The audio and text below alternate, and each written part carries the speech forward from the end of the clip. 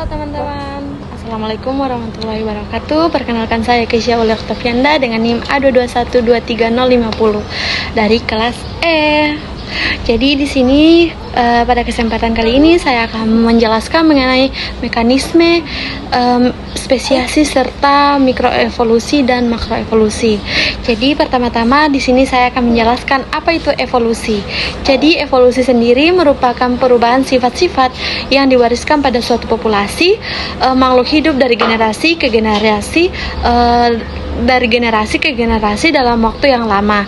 Evolusi terjadi karena adanya variasi genetik, mutasi, seleksi alam, aliran gen, dan juga hanyutan genetik. Salah satu hasil penting dari proses evolusi adalah spesiasi. Jadi spesiasi adalah proses terbentuknya spesies baru dari satu spesies leluhur. Terbentuknya spesies baru terjadi ketika suatu populasi mengalami perubahan genetik yang cukup besar sehingga tidak dapat lagi kawin dan menghasilkan keturunan yang fertil dengan populasi asalnya. Terdapat beberapa mekanisme spesiasi, yaitu yang pertama spesiasi alopatrik. Spesiasi ini terjadi karena adanya pemisahan geografis seperti gunung, sungai, atau lautan yang menghalangi perkawinan antar populasi. Akibatnya sendiri masing-masing populasi berkembang secara berbeda sehingga akhirnya menjadi spesies baru. Dan yang kedua yaitu spesiasi simpatrik. Spesiasi simpatrik terjadi tanpa adanya pemisahan geografis.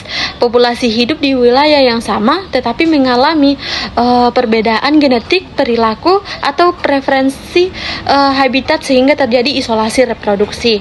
Dan yang ketiga, spesiasi parapatrik.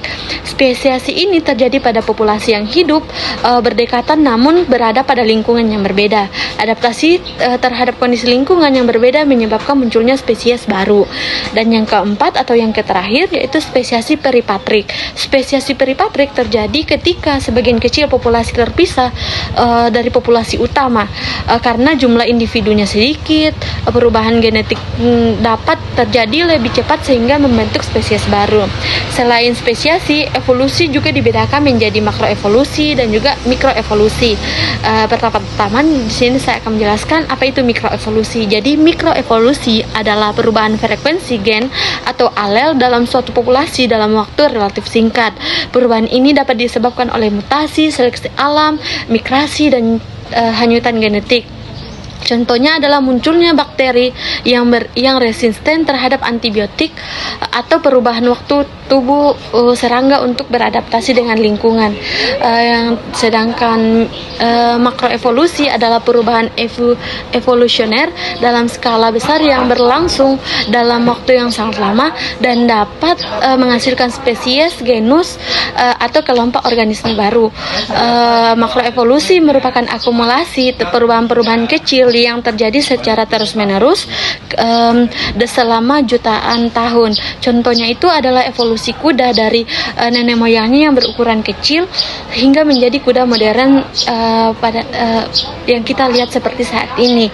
Hubungan antara mikroevolusi dan juga makroevolusi itu sangat erat. Mikroevolusi merupakan perubahan kecil yang terjadi dalam populasi, sedangkan makroevolusi perubahan hasil dari akumulasi perubahan-perubahan tersebut dalam jangka waktu yang sangat lama, sangat panjang hingga menghasilkan spesies baru. Kesimpulannya adalah spesiasi adalah proses terbentuknya spesies baru yang dapat terjadi melalui berbagai mekanisme seperti alopatrik, simpatrik, prepatrik, dan juga peripatrik. Evolusi sendiri dapat dibedakan menjadi mikroevolusi dan juga makroevolusi. Dengan demikian materi yang dapat saya sampaikan, semoga dapat menambah wawasan kita, pemahaman kita mengenai mekanisme spesiasi serta mikroevolusi dan makroevolusi. Semoga sebelum saya akhir, izinkan saya menyampaikan sebuah pantun, yaitu ikan berenang di air jernih, burung terbang di langit biru.